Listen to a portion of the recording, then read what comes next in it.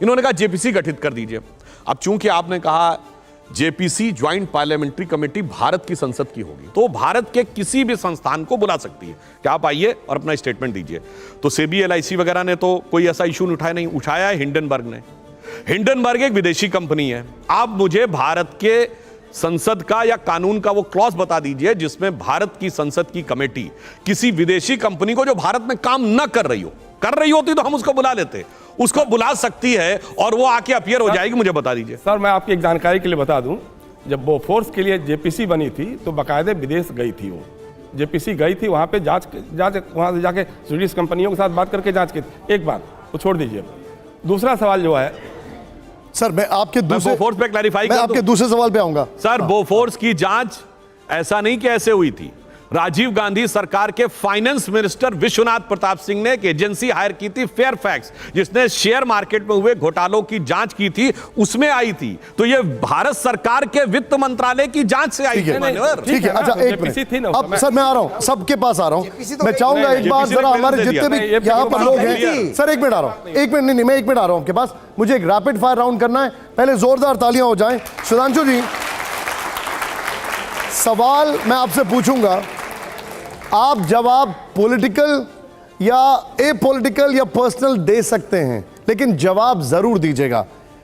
क्या पहले सवाल के लिए आप लोग तैयार हैं? तैयार हैं कि नहीं है? पहला सवाल दिखाइए जरा यहां पर फोटो के साथ। पहला सवाल जो मैं आपके सामने लेके आ रहा हूं, जरा ध्यान से देखिए। पहला सवाल, बेहतर गांधी कौन, राहुल गांधी या वरुण गांधी? तालियां होनी चाहिए पहले इस पर। सुधांशु जी, बेहतर वो होता है जो राष्ट्रवाद के साथ होता है। इन दोनों में से कौन है? समझने वाले समझ रहे हैं, ना समझे वो अनाड़ी है। अरे आप समझा दीजिए, मैं अनाड़ी हूं। सर, मैंने आपको अनाड़ी नहीं समझता हूं सर। नहीं नहीं। अब मेरा दूसरा सवाल, बीजेपी की दोस्त कौन है, ममता बनर्जी या मायावती? बताऊं? ये दो बुआ हैं, एक लखनऊ वाली एक कलकत्ता वाली, दोनों भतीजों से परेशान हैं। क्या आपकी दोनों से दोस्ती नहीं है? सर, दोनों भतीजों से परेशान हैं, हम क्या बता सकते हैं। दिखाइए जरा, बड़ा स्वतंत्रता सेनानी कौन, सावरकर जी या गांधी जी?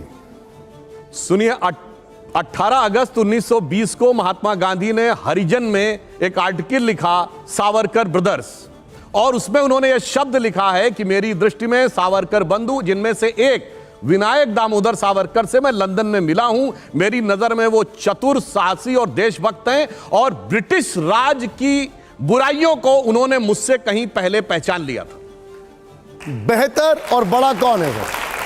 मैंने गांधी जी का स्टेटमेंट कोट कर दिया भाई। गांधी जी ने ये लिखा, और ये लिखित में है कि ब्रिटिश राज की बुराइयों को उन्होंने मुझसे पहले पहचान लिया था। अच्छा, ये रैपिड फायर है, आप इसमें पूरा आंसर इन ब्रीफ कर रहे हैं। कौन है इनमें से? फैक्ट से बोल रहा हूं। अच्छा, कोई जाके चेक कर लो। आप मुझे बताइए, आपके लिए बड़ा कौन है? एक चुन लीजिए आप। गांधी जी खुद बोल दिए ना कि मेरे से पहले उन्होंने पहचान लिया। ठीक है, चलिए अब सीधा आइए, अगला सवाल। तैयार है आप लोग? प्ले ऑन करिए सर। बेहतर राजनेता कौन, ओवैसी या केजरीवाल? देखिए, दोनों में क्या बराबरी की जा सकती है, बेहतर बताएं कौन है? सर एक जवाब दीजिए। सर एक लाइन। जो उधर वाले हैं, धुम धुम धड़म धड़ैया रे, सबसे बड़े लड़ैया रे। इधर वाले हैं, मुझे दुनिया वालों शराबी न समझो, पीता नहीं हूं, पिलाई गई है। अब लड़ैया और शराबी में कौन बेहतर, वो आप निर्णय लीजिए। अच्छा, हिंदू हृदय सम्राट कौन, हिंदू हृदय सम्राट कौन, लाल कृष्ण आडवाणी जी या योगी आदित्यनाथ जी? हिंदुत्व के विशाल भवन की नींव रखने वाले लाल कृष्ण आडवाणी जी, और कंगूरे तक ले जाने वाले योगी आदित्यनाथ जी। एक चुनना है आपको, प्लीज एक चुनना है। आपने दोनों का फिर एक्सप्लेनेशन दे दिया, एक बताइए मुझे। मान्यवर, ऐसा है, वो उनके पिता तुल्य हैं। जो पिता तुल्य लोगों से तुलना नहीं की जाती है, प्रेरणा ली जाती है। आखिरी सवाल, देश का आदर्श विचार क्या है, महात्मा गांधी जी या नाथूराम गॉडसे? एक चुनना है सर। बिल्कुल, आपने बहुत सही कहा। गांधी का राजनैतिक दर्शन, गांधी का भजन और गांधी का वाक्य ही आदर्श है।